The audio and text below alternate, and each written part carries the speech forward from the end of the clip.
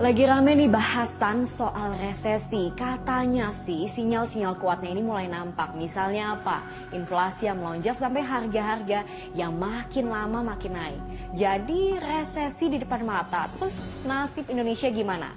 Kita diskusi.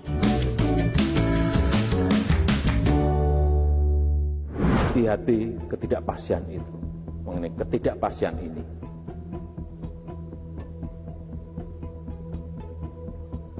Dan tiap hari kita selalu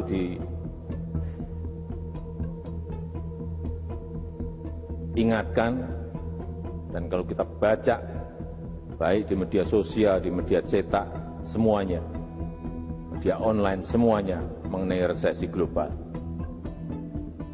Tahun ini sulit, dan tahun depan sekali lagi saya sampaikan,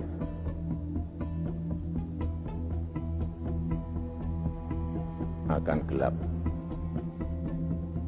Dan kita nggak tahu badai besarnya seperti apa, sekuat apa, nggak bisa dikalkulasi. Lagi-lagi Presiden Jokowi mewanti-wanti kondisi ekonomi dunia ini akan makin gelap di tahun depan. Krisis energi, krisis pangan, sampai krisis finansial diprediksi akan menjadi ancaman global akibat resesi. Nah, sebenarnya udah nggak asing dengan istilah resesi, tapi apa sih makna sebenarnya? Resesi adalah kondisi di mana perekonomian suatu negara sedang anjlok, terjadi penurunan signifikan dalam pertumbuhan ekonomi selama 2 kuartal berturut-turut. Ibarat nilai rapot merah lah ya. Berdasarkan survei Bloomberg, Indonesia masuk ke daftar 15 negara yang berpotensi mengalami resesi di tahun 2023. Indonesia ada di urutan ke-14 dengan potensi resesi sebesar 3%. Di urutan pertama ada Sri Lanka dengan potensi resesi 85%. Kalau Anda ingat di akhir Maret lalu, negara ini sudah mengalami kebangkrutan. Bahkan warganya sampai menyerbu masuk ke kediaman Presiden dan Perdana Menterinya. Banyak faktor penyebab resesi, salah satunya guncangan ekonomi mendadak seperti pandemi COVID-19 kemarin. Dan gak sedikit negara yang terdampak, tak terkecuali negara-negara besar. Amerika Serikat, Prancis, Inggris, Korea Selatan bahkan mencatatkan pertumbuhan yang negatif pada kuartal kedua tahun 2020. Amerika Serikat, pertumbuhan minus 32,9%.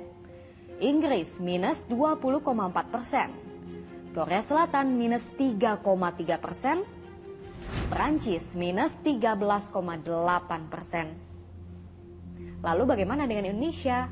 Mencatatkan pertumbuhan minus 5,32%. Dampaknya apa? Ini yang paling dikhawatirkan. Di sektor produksi, kapasitas berkurang, omset menurun, PHK meningkat, otomatis kemiskinan bertambah. Di masyarakat, resesi secara otomatis menurunkan daya beli.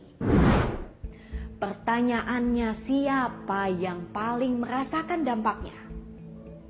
Yang paling berdampak karena kelas menengah rentan ada 115 juta orang di Indonesia.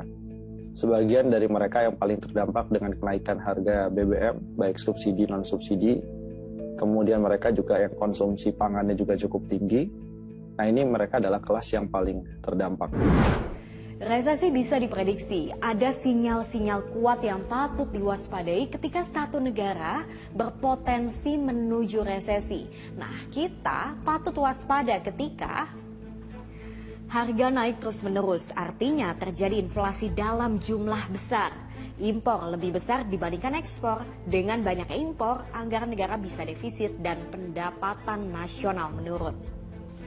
Di tengah hantaman resesi dunia, Indonesia pernah berhasil lolos dari jurang resesi. Di tahun 2018 misalnya, ketika saat itu ancaman resesi global terjadi, Indonesia justru mencatatkan pertumbuhan ekonomi positif hingga mencapai 5%. Lalu bagaimana dengan peluang Indonesia untuk lolos resesi di tahun yang akan datang?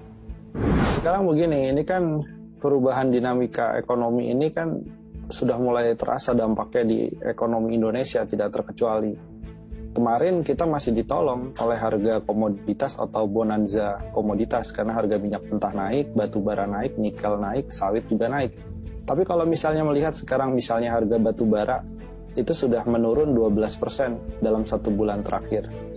Apalagi harga kelapa sawit itu sudah kembali ke Juni 2021 posisi sekarang. Itu artinya apa? Artinya motor untuk mempertahankan ekonomi yang sumbernya dari fluktuasi komoditas itu sebentar lagi tidak akan bisa menjadi penolong utama untuk menjaga fundamental. Jadi yang harus dibenahi adalah kekuatan dari fundamental ekonomi Indonesia. Basis manufaktur, kemudian basis bahan olahan yang bernilai tinggi, ekonomi digitalnya. Nah, itu yang harus diperkuat sekali.